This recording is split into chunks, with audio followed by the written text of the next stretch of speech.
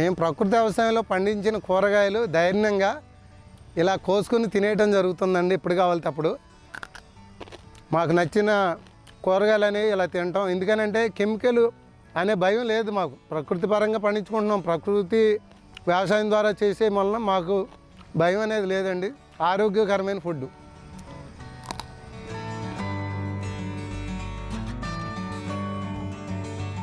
ఏ పనైనా పూర్తి చేయాలనే సంకల్పం ఉంటే దాన్ని సాధించేందుకు అవసరమైన అవకాశాలు వరుసగా వస్తుంటాయి. ప్రకృతి పద్ధతి సేద్యం సైతం ఇదే తరహా సూక్తికి అతికినట్టు సరిపోతుంది.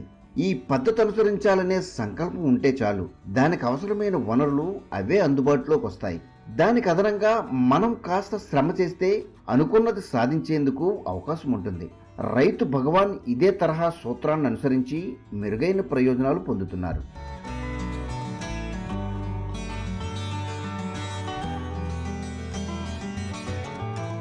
రైతు భగవాన్ 5 ఏళ్లుగా ప్రకృతి పద్ధతి అనుసరిస్తున్నారు.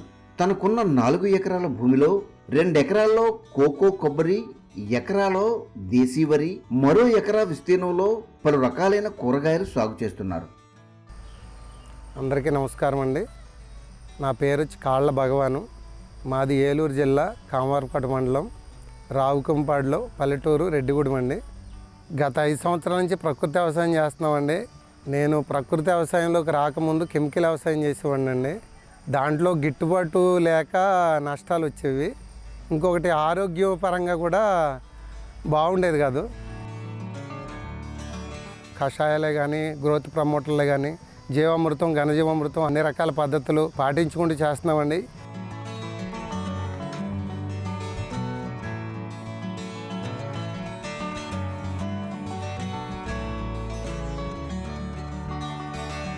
కోకో, కొబ్బరిలో అంతర పంటలుగా తమలపాకుతో పాటు పలు రకాలైన కూరగాయలు, పండ్ల జాతులను వేసుకున్నారు. సమీపంలోని ఎకరా విస్తీర్ణంలో పూర్తి స్థాయిలో పలు రకాలైన కూరగాయలు పండిస్తున్నారు. నాకున్న 4 ఎకరాల్లో 1 ఎకరం కూరగాయ మొక్కలు కేటాయించండి. 2 ఎకరాలు వచ్చి కోకో, కొబ్బరి, అందులో అంతర పంటలు కూడా వేస్తున్నాం. 1 ఎకరం దేశీ వెరైటీ వరి వచ్చడం జరుగుతుంది. ప్రకృతి వ్యవసాయంలో ముఖ్యంగా అతి ముఖ్యంగా పిఎండిఎస్ అండి, అంటే నవధాన్యాలు 20 నుంచి 22 రకాల వరకు విత్తనాలు కలిపి వాటిని భూమిలో వెదజిమ్మి పెంచుకుంటే భూమికి పోషకాలు పెరుగుతాయండి. మొదటగా మేము పాటించే పద్ధతి అది.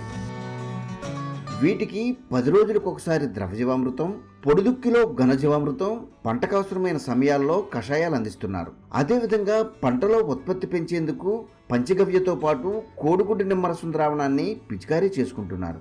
ఈ విధంగా రైతు సాధికార సంస్థ నిర్దేశించిన రాజీ లేని సూత్రాలను సాగులో పక్కాగా అమలు చేస్తున్నారు.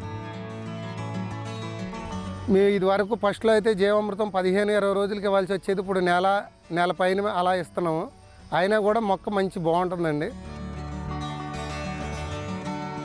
కొబ్బరాకులే కానీ, తుక్కే కానీ ఇవన్నీ మల్చింగ్ చేసి చెట్టు మొదలేసి జీవామృతం ఇవి కలిపి పోయటం వల్ల ఇవంతా కూడా ఎరువుగా మారి బలంగా చెట్లు బాగా రావడం, కాయలు బాగా గెల్ల దిగటం జరుగుతుందండి. ఈ పంటల నుంచి లభ్యమైన ఉత్పత్తులను ముందుగా ఇంటి అవసరాలకు వినియోగిస్తున్నారు. అదనంగా వచ్చిన వాటిని గ్రామస్తులకు విక్రయిస్తున్నారు.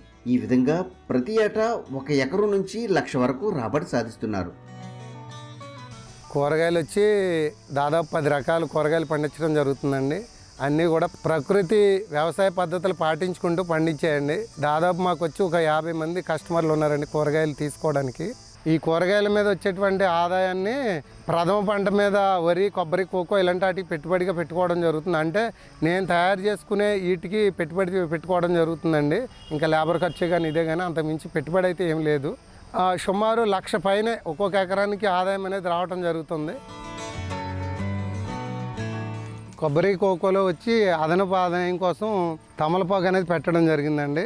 చెట్ల మీదకి ఎక్కించడం, నేల మీద పాకించడం, ఇలాగ బోళ్ళంతా ఆకు ఇలా తయారవటం జరుగుతుందండి. దీన్ని వచ్చి మేము ఇంట్లోకి ఉపయోగించుకుంటాం, పూజ కార్యక్రమాలకి, ఇంకా బయటికి మార్కెటింగ్ చేస్తాము, బంధువులకి ఇస్తాం. ఇచ్చిన బోళ్ళంత ఆకు సప్లై, బోళ్ళంత అధిక ఆదాయం రావటం జరుగుతుందండి.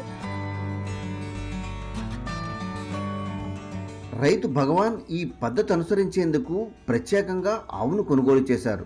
దీని నుంచి మూత్రం, పేడ సేకరించి జీవామృతాలు, కషాయాలను తనే స్వయంగా తయారు చేసుకుని పంటలకు వినియోగిస్తున్నారు.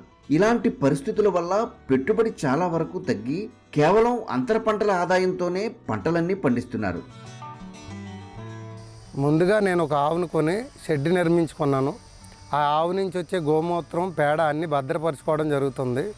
అవసరమైనప్పుడు కషాయాలకి వాడుకోవడం, అవసరమైనప్పుడు జీవామృతానికి, గ్రోత్ ప్రమోటర్లకి అన్నిటికీ వాడుకోవడానికి నాకు ఆవు మూత్రం ఉపయోగపడుతుంది. ఇలా అనేక రకాలుగా ఉపయోగించుకొని ప్రకృతి వ్యవసాయం కొనసాగిస్తున్నాం. అట్లాగే 10 నుంచి 15 రోజుల మధ్యలో జీవామృతాన్ని పారించడం, స్ప్రే చేయడం 2 రకాలుగా కూడా చేయటం జరుగుతుంది. అదేవిధంగా గ్రోత్ ప్రమోటర్ కింద చాపా బెల్ల ద్రావణం, కోడిగుడ్డు నిమ్మరసం, పంచగవ్య, పొల్లటి మజ్జిగ ఇలా వాడటం జరుగుతుంది. ఈ విధంగా తను పొందుతున్న ప్రయోజనాలను తోటి రైతులకు క్షేత్రస్థాయిలో వివరించి ప్రకృతి పద్ధతి అనుసరించే విధంగా ప్రోత్సహిస్తున్నారు.